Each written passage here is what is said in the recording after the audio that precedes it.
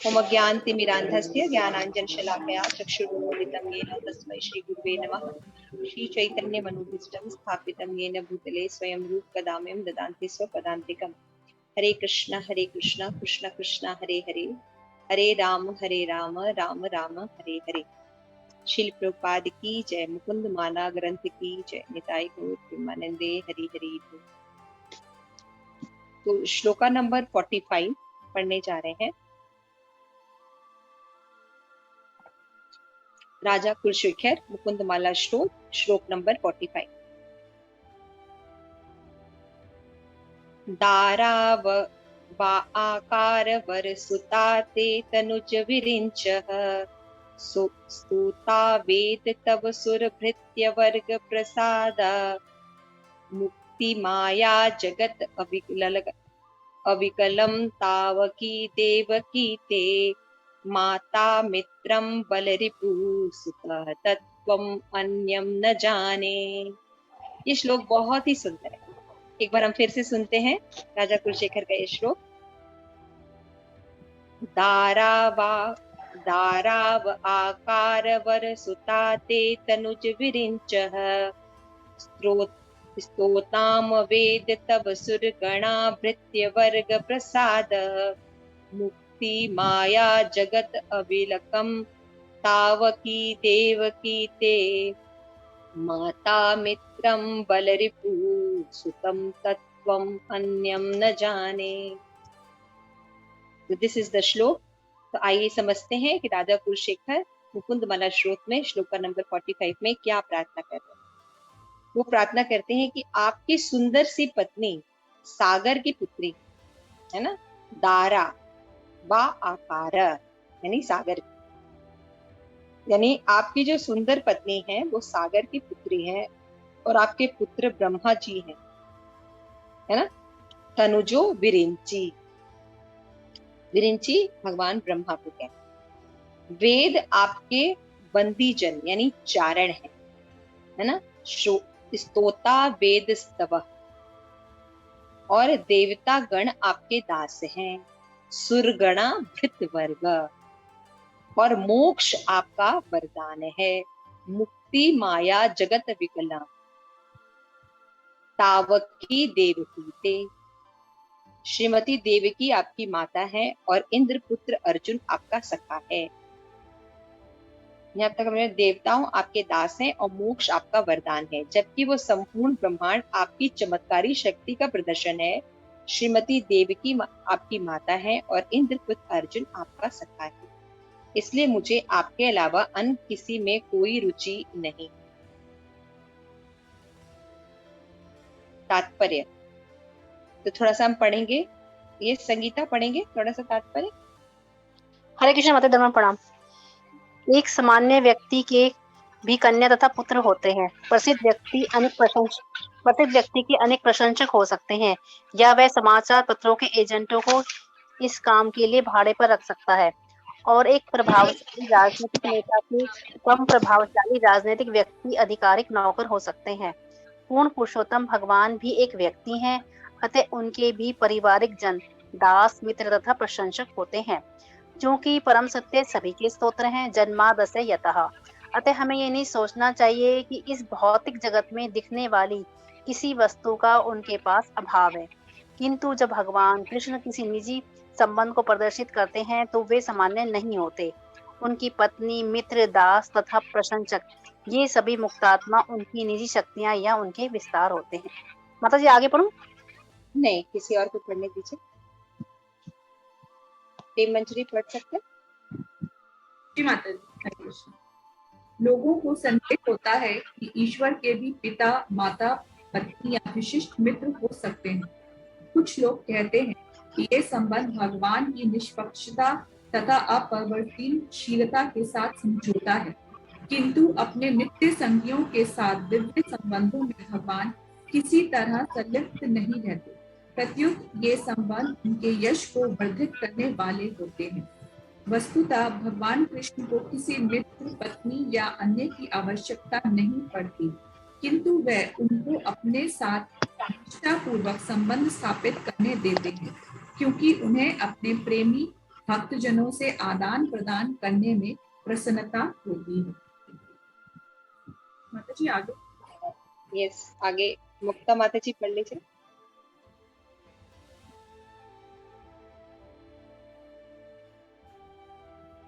माता जी अनम्यूट कर लीजिए।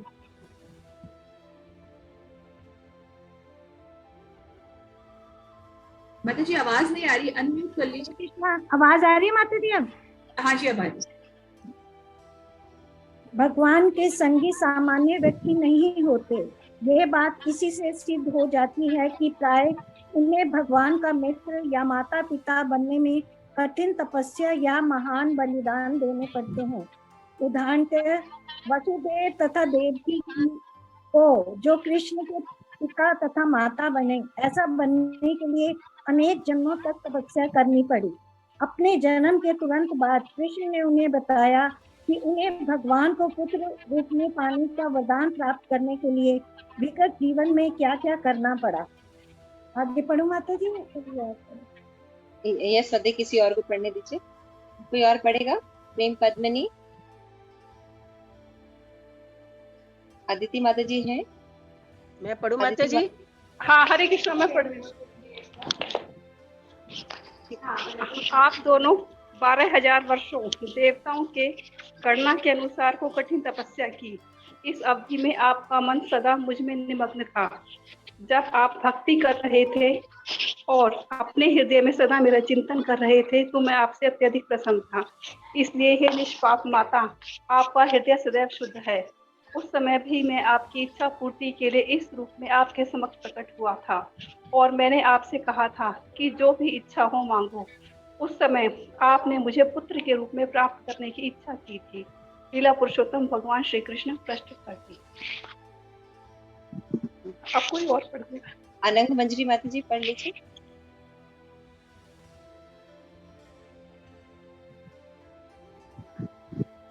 भगवान अपने आध्यात्मिक धाम में अपने निजी संगियों के साथ नित्य प्रेम पूर्ण संबंधों का आनंद मनाते हैं, किंतु साथ ही वे भौतिक ब्रह्मांड के कोने कोने तथा प्रत्येक जीव के हृदय में विद्यमान रहते हैं।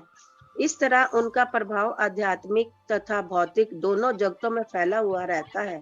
इसलिए राजा कुलशेखर कहते हैं, यह संपूर्ण ब्रह्मांड आपकी चमत्कारी शक्ति का प्रदर्शन है।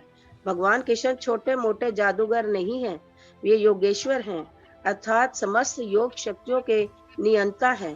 भागवत गीता 5.29 में भगवान कृष्ण घोषित करते हैं, सर्वलोक महेश्वरम, मैं सभी ब्रह्मांडों का परम नियंता हूँ। इतना ही नहीं, कृष्ण इन सारे ब्रह्मांडों को बिना किसी प्रयत्न के नियंत्रित करते हैं। जैसा कि शील प्रभुपाद ने कहा है, हमें यह नहीं सोचना चाहिए कि वे एटलस की तरह हैं, जो अपनी भुजाओं में पृथ्वी को उठाए रखने के लिए संघर्ष करते हुए दिखाई देता है। कृष्ण के पास अपने प्रिय संगियों के साथ मौज मनाने के लिए समय रहता है। राजा कुलशेखर स्पष्ट कहते हैं, इन्हीं कारणों से मेरी रुचि किसी और में नहीं, केवल आप में है। हरे कृष्ण। हरे कृष्णा। तो आज के श्लोक में राजा कुलशेखर कह रहे हैं, तो पिछले श्लोक में हमने देखा था कि राजा कुलशेखर कहते हैं कि हे करुणा सिंधु, हे सागर कन्यापति, भगवान का अलग अलग नाम लेके भगवान से प्रार्थना करते हैं कि आप सबसे महान हैं, इसलिए आप हे भगवान मेरी रक्षा कीजिए। तो यहाँ पे राजा कुलशेखर बता रहे हैं कि हे कृष्ण, आपकी हे विष्णु जो है, भगवान को विष्णु फॉर्म में कर रहे हैं, तो हे विष्णु, आपकी सुंदर पत्नी है, और सुंदर पत्नी कैसी है? सागर की पुत्री है।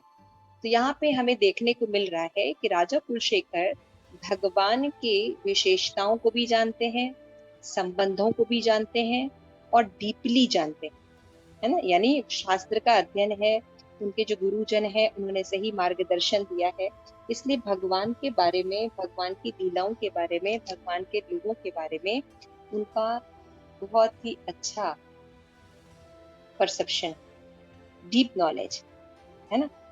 तो यहाँ पे देखिए, वो उनकी पत्नी को भी जानते हैं, और पत्नी किसकी बेटी है, क्या है और क्या डिटेल्स है, वो भी उनको पता है।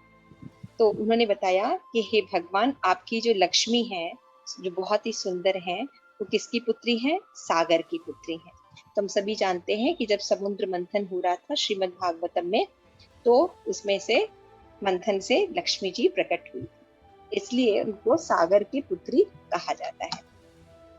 और उनके जो पुत्र हैं यानी ब्रह्मा जो है वो पुत्र हुए, क्योंकि भगवान जो गर्भोदकशायी विष्णु हैं उनकी कमल नाभ से ब्रह्मा जी उत्पन्न हुए, है ना। तो पुत्र ब्रह्मा है और पत्नी जो है वो है लक्ष्मी जी, जो बहुत ही सुंदर है और सागर की पुत्री है।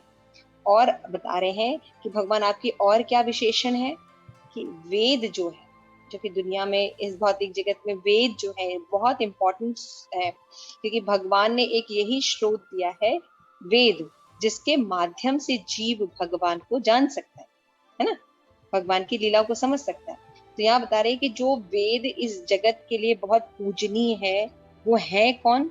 आपके बंदी जन है, यानी से आपके आपके जो मतलब सेवक समझ लीजिए उस तरह से तो वेद की ऋचाएं जो है भगवान को हमेशा सर्व करती है, और देवता जो है वो क्या है? आपके दास हैं।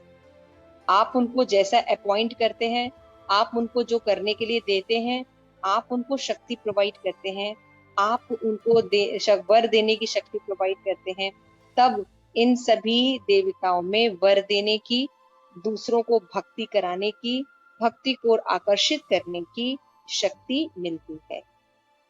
तो देखिए हम सभी देवी देवता की पूजा में लगे हैं। आजकल गणेश चतुर्थी बहुत चल रहा है ना, गणेश जी के चतुर्थी लोग मना रहे हैं।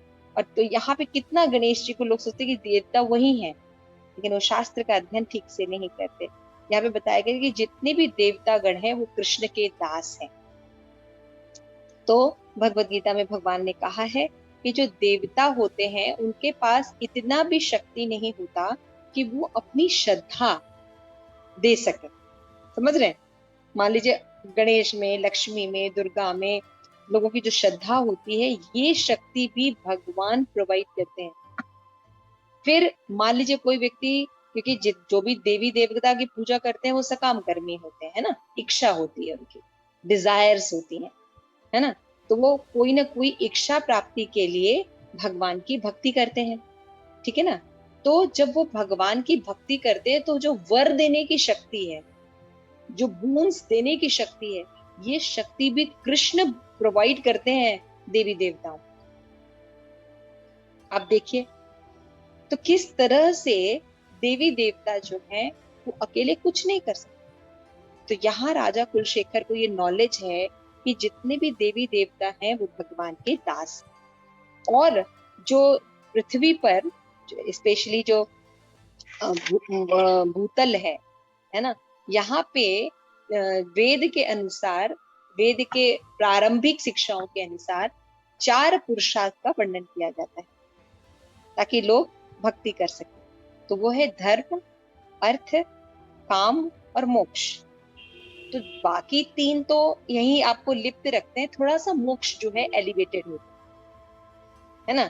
तो यहाँ पे बता रहे हैं कि यहाँ के लोगों के लिए मोक्ष बहुत बड़ी बात होती है, कोई बिरला करता है, लेकिन वहां पे भगवान के लिए क्या है कि मोक्ष आपका वरदान।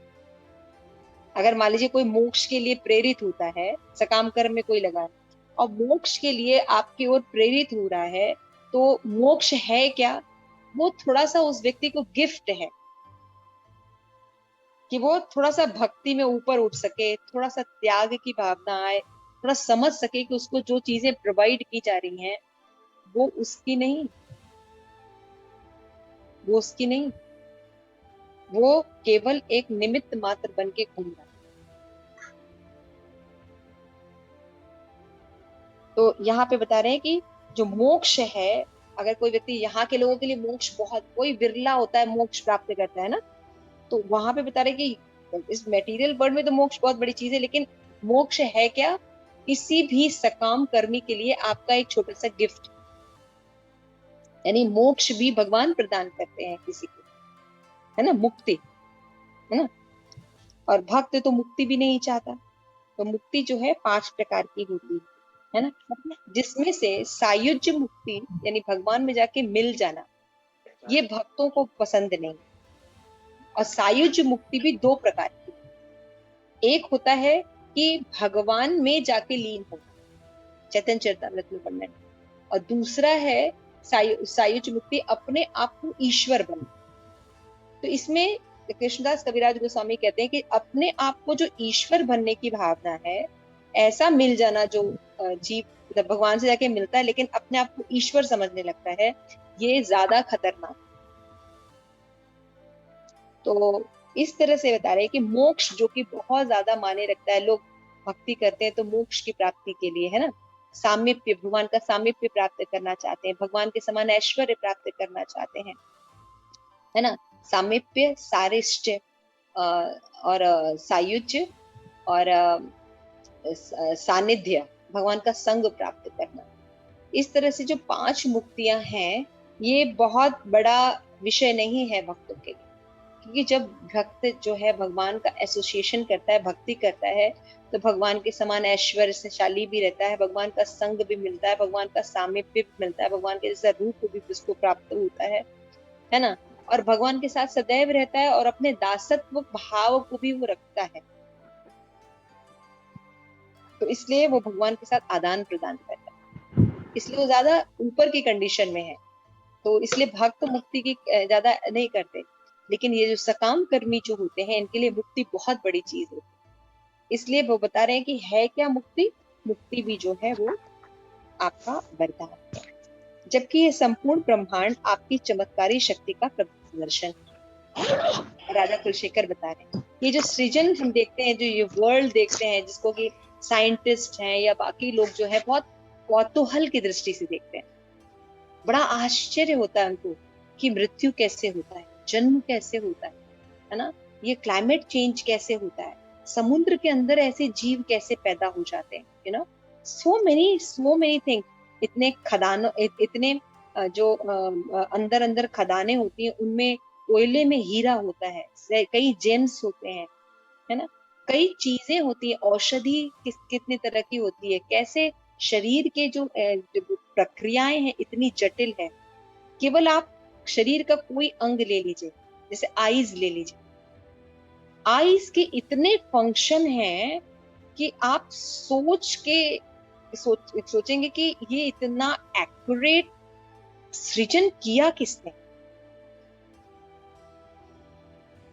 इतना सुंदर है। आप कभी ध्यान देखिए, इतनी सुंदर चीजें भगवान ने बनाई। तो यही बता रहे हैं कि आप जो ये ब्रह्मांड दिखाई दे रहा है, पृथ्वी, जल, अग्नि, वायु, आकाश से बना हुआ ये जो ब्रह्मांड दे रहा है, ये जो चमत्कार पूर्ण लगता है, इसे भी आपने क्रिएट किया है भगवान, है ना। फिर बोलते हैं कि श्रीमती देवकी कौन है, आपकी माता है ना, तावकी देवकी ते। यहाँ यशोदा नंदन के साथ दूसरा वे, फर्स्ट श्लोका में श्री वल्लभेति में यशोदा नंदन को लाए, और यहाँ पे बता रहे हैं कि आपको जन्म देने वाली कौन है, देवकी, है ना, डिटेल में नॉलेज है ना भगवान के बारे में, है ना, तो देवकी है। और इंद्रपुत्र अर्जुन जो है वो कौन है, आपके फ्रेंड है, बेस्ट फ्रेंड है आप, वो आप नारायण है और वो नर है, नर नारायण के ये दोनों इनकारनेशन है। अर्जुन कोई नॉर्मल व्यक्ति नहीं है, अर्जुन नारायण नर है और भगवान नारायण। देखिए, जब भी हम मान लीजिए कोई भी काम करते हैं, अगर उसमें कोई दूसरा व्यक्ति इन्वॉल्व होता है, तो जब सेम रस का आदान प्रदान होता है तो उसमें आनंद आता है ना। अब जैसे कोई म्यूजिशियन है, मान लीजिए वो गिटार बजा रहा है और वो तबला बजा रहा है, तो दोनों का जब रिदम मिलता है तो दोनों को बहुत अच्छा लगता है ना। तो कोई भी कार्य है, चाहे पढ़ाई है, चाहे कोई मशीनरी वर्क है, उसमें जब रस का आदान, जैसे आप आध्यात्मिक नॉलेज दे रहे हैं किसी को और लोग अच्छे से रिसीव कर रहे हैं और उसके साथ अपना जो स्टडीज है उनको लिंक कर रहे हैं, तो क्या होता है, वो बहुत अच्छे से आदान प्रदान होगा, उसको बोरिंग नहीं लगेगी क्लास, उसको बहुत अच्छा लगेगा। तो यही बता रहे हैं कि तो जब अर्जुन भगवान के साथ इंटरैक्शन करते थे, तो भगवान क्या सोचते हैं, भगवान को क्या पसंद है, ये अर्जुन बहुत अच्छे से जानते हैं। मुझे भगवत गीता का एक एपिसोड बहुत अच्छा लगता है, श्रीमद् भागवतम में डिटेल में वर्णन है। बहुत सुंदर बात है कि जब अश्वत्थामा को, जब उनके पुत्रों की हत्या हो गई थी और द्रौपदी के सामने पकड़ कर लेके आए, तो सब दो मत हो गए, एक कहते हैं कि अश्वत्थामा को मार दिया जाए और दूसरे लोग ये कह रहे थे कि मतलब नहीं मारना चाहिए, नहीं मारना चाहिए क्योंकि ब्राह्मण पुत्र है ना। और देवकी भी समर्थन में थी कि नहीं मारना चाहिए, लेकिन भीम समर्थन में नहीं थे कि इतना इतना इतना जो इतना दुष्ट व्यक्ति है इसकी तो इसको तो मार देना चाहिए। तो अब जब भगवान से पूछा गया तो भगवान हंस रहे थे और भगवान ने अर्जुन को कहा कि तुम दोनों सत्य करके दिखाओ, तुम दोनों बात सत्य करके दिखाओ। मैं सोच रही थी अर्जुन कैसे सत्य करेंगे कि अश्वत्थामा जीवित भी रहे और अश्वत्थामा मर भी जाए, है ना। And what a beautiful behaviour he done. यानी आप लोगों को भी शायद इंस्पायर किया। उन्होंने उनके जो मणि थी, जो उपाधि थी, उसको निकाला, है ना। उनकी जो मणि थी बाय बर्थ, उनकी वो मणि थी उनके आंख के पास से सर पे लगी हुई थी। अब वो उनका ऐश्वर्य था, उपाधि थी, उसको उन्होंने निकाल दिया। तो मणि विहीन हो जाने पर, उपाधि विहीन हो जाने पर व्यक्ति मरे के समान। जैसे कोई बहुत अच्छी पोस्ट पर है, उसकी वो उपाधि ले लीजिए और उसको जिंदा छोड़ दीजिए, वो मरे के समान हो जाए, है ना। तो इतना सुंदर उन्होंने उस अश्वत्थामा को मारा भी नहीं और एक तरह से मार भी दिया। उनकी जो जिस पर उनको बहुत घमंड था, जिस नाम से अश्वत्थामा माना जाता था, उसकी वो उपाधि निकाल ली और उसको मृत के समान भी कर दिया और जीवित भी रखा। तो भगवान मुस्कुरा रहे थे जब उनको अर्जुन को ये कहने के लिए कहा। ऐसे बहुत से प्रसंग हैं अर्जुन को। तो बहुत बचपन से अर्जुन जो था मेरा बहुत फेवरेट कैरेक्टर था और मैं अर्जुन जैसा बनना चाहती थी। जब वो आप लोग भी कहानी बचपन में सुनते होंगे ना, वो द्रौपदी का जब स्वयंवर हुआ था तो कैसे उन्होंने मछली के भेदा था, या कैसे वो युद्ध कला सीखते थे, कैसे वो सबके बिलवेड हुआ करते थे, है ना। इवन जितने भी डेमी गॉड्स थे, उन अर्जुन बहुत प्रिय थे। अर्जुन सबका हृदय मोह लेते थे, वो ऐसी पर्सनालिटी। तो जब वो कृष्ण को प्रेम करते थे या कृष्ण के लिए कोई चीज करते थे या भगवान से कोई कार्य कराते थे, तो वो उस ढंग से करते थे कि भगवान जो है सदैव उन पर कृपा करते। और इससे भी सुंदर प्रसंग आता है जब खुद कृष्ण की बहन सुभद्रा सोचिए कितना नाजुक मामला होता है ना। और उसमें अर्जुन जो है और सुभद्रा दोनों एक दूसरे के लिए अट्रैक्ट होते थे। कृष्ण खुद बोलते हैं कि तुम उसको हरण करके लेके जाओ। And how beautifully he done. वहां अर्जुन अपना पौरुष नहीं दिखा रहे, वहां सुभद्रा स्वयं रथ हाँक रही। You understood? कृष्ण की पूरी बात मानते हैं। अब देखिए जब अर्जुन जो है वो डिप्रेशन में आ गए, अपने सराउंडिंग की वजह से, अपने काम की वजह से वो डिप्रेशन में जब आ गए, उस स्टेज में भी वो कृष्ण की बातों को महत्व दे रहे हैं। वो अपनी बात रख रहे हैं लेकिन कह रहे हैं कार्पण्य दोषो अपहत स्वभाव भिक्षामि माम धर्म समूढ़ चेष्टा। शिष्य अहम, लास्ट वाला लाइन जो है वो इम्पोर्टेंट है, शिष्य अहम साधी माम त्वाम प्रपन्ना। कृष्ण मैं जो आपको अपनी एनालॉजी दे रहा हूं कि मुझे युद्ध नहीं करना है, ये कारण मैं दे तो रहा हूं, लेकिन ये मेरे हृदय में ठीक नहीं लग रहा है, मुझे खुद से ये ठीक नहीं लग रहा है। मैं बिल्कुल, मेरी बुद्धि जो है विमोहित हो। मैं आपकी शरण ग्रहण करता हूं, मेरे लिए जो श्रेयस है वो आप मुझे बताएं। तो आप देखिए जब हम व्यक्ति डिप्रेशन में हो, इन डिसीजन की स्टेज में हो, शत्रुओं के बीच में हो, तब भी भगवान को ही सरेंडर करना। और हालांकि भगवान की बातें ऐसी लगती हैं जैसे कि वो उसको ऑपोजिट रिएक्शन दे, लेकिन वो हमेशा भगवान को ही अर्जुन जो है भगवान को ही चुनता। तो ये रसवर्धन होता है। ऐसे बहुत से एपिसोड है।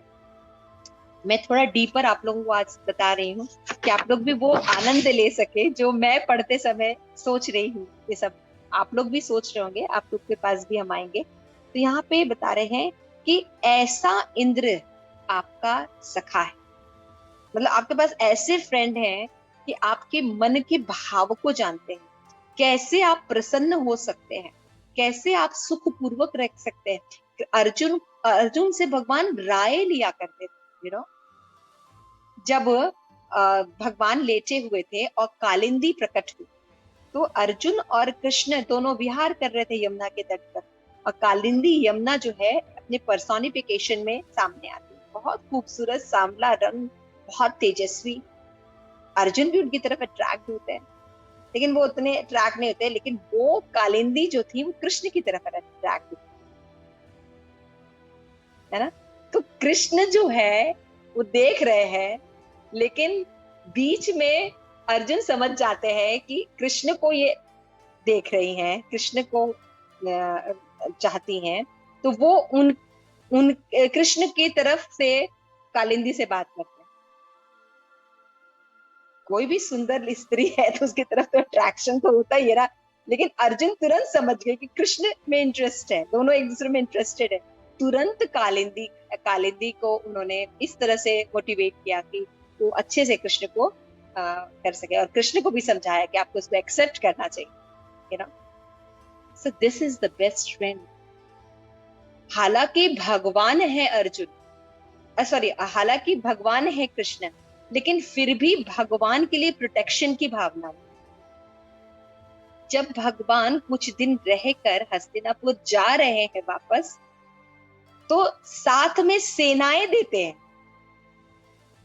जरूरत नहीं थी, भगवान को सेना की क्या जरूरत है, लेकिन अर्जुन उनको सैनिक दे रहे हैं कि भगवान को अगर कोई मान लीजिए दुश्मन आक्रमण कर दे, क्योंकि अभी हस्तिनापुर भगवान ने दिया तो सारे राजा जो है उखड़े हो सकते, कोई आक्रमण कर सकता है, तो उनको कोई क्षति ना पहुंचे। देखिए प्रेम देखिए कितना। तो ऐसे मैं बार बार इसलिए थोड़ा सा एपिसोड दिखा के बोल रही हूँ कि इंद्र का पुत्र या फिर विशेषण दिया है।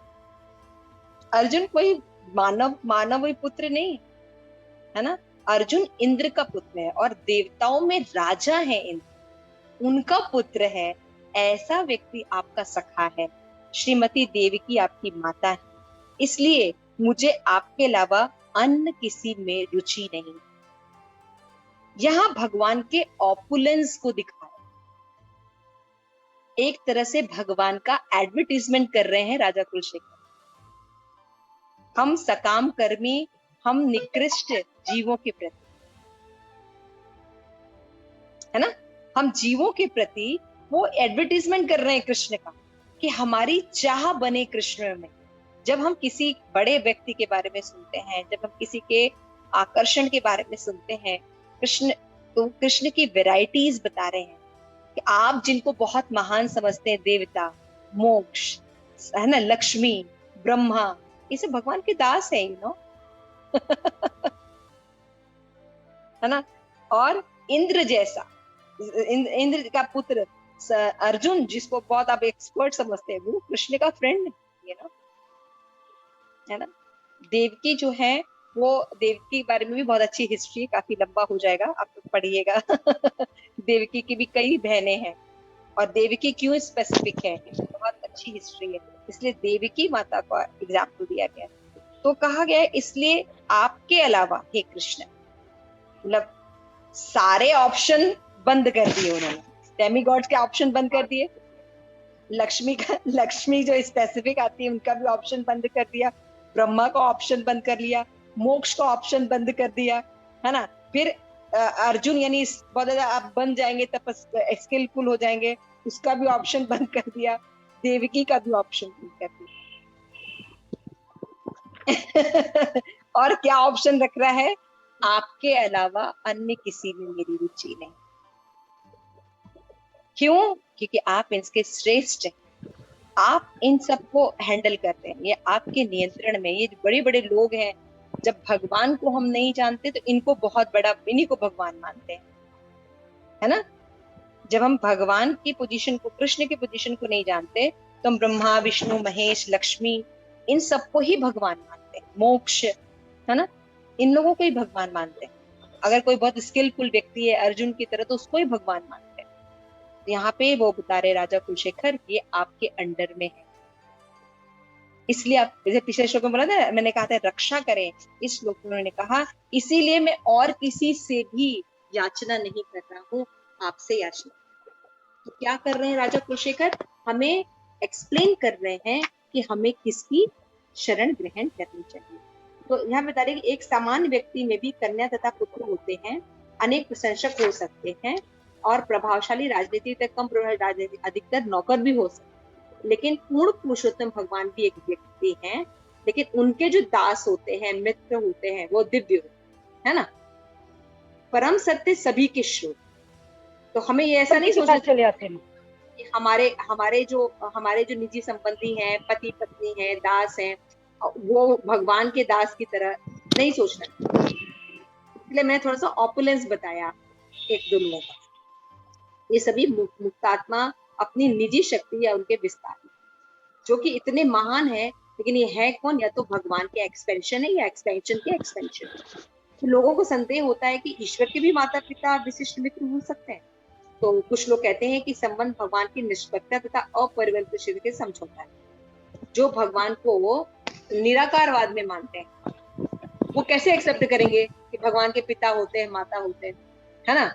वो नहीं एक्सेप्ट करेंगे ना। तो इसलिए जो लोगों को भगवान के बारे में कम नॉलेज होता है, निर्विशेषवादी होते हैं, मायावादी होते हैं, ये लोग को पिता, भगवान के पिता है, माता है, पत्नी है, फ्रेंड्स हैं, ये एक्सेप्ट नहीं करते। क्योंकि इसको एक्सेप्ट करने का मतलब है कि ये एक्सेप्ट करना कि कृष्णा इज अ पर्सनालिटी, और वो इस बात को एक्सेप्ट नहीं करते। तो ये उनकी प्रॉब्लम। तो समझौता होता है, किंतु अपने नित्य संगियों के साथ उनके दिन संबंध में भगवान किसी तरह संलिप्त नहीं रहते, प्रत्युत संबंध उनके वंश में वर्धित करने वाले होते हैं। ये बता रहे हैं कि जैसे हम जो है एंटेंगलमेंट होती है हमारी परिवारजनों के साथ, माता पिता आदि का, लेकिन भगवान का ऐसा कर्म बंधन नहीं होता है। भगवान कहीं प्रकट होते हैं तो उनके वंश को फेमस करते हैं। भगवान मत्स्य अवतार लेते हैं तो मत्स्य अवतार को फेमस करते हैं, है ना। भगवान कहीं भी देवकी पुत्र बने हैं, नंद नंदन बने हैं, वो वहां को फेमस किए और अपनी घनिष्ठता को संबंध स्थापित करने देते हैं, क्योंकि प्रेमी भक्त जनों से आदान प्रदान करके उन्हें प्रसन्नता मिलती है। जैसे प्रसन्नता मिलती है अपने पति के साथ बातचीत करके, उसी तरह से भगवान को भी अपने फ्रेंड्स, माता पिता, पत्नी के साथ इंटरेक्शन करके, लीलाएं करके आनंद होता है। क्यों? क्योंकि ये रेसिप्रोकेशन हो। रेसिप्रोकेशन कैसे करेंगे? भगवान के साथ अगर मान लीजिए हमको संबंध डेवलप करना है तो कैसे करेंगे? जब कोई रिश्ता होगा तभी तो, है ना, तभी तो हम उनको सर्व करेंगे। तो जब रिश्ता होगा तो हम भगवान को सर्व भी करेंगे, आदान प्रदान भी होगा, है ना।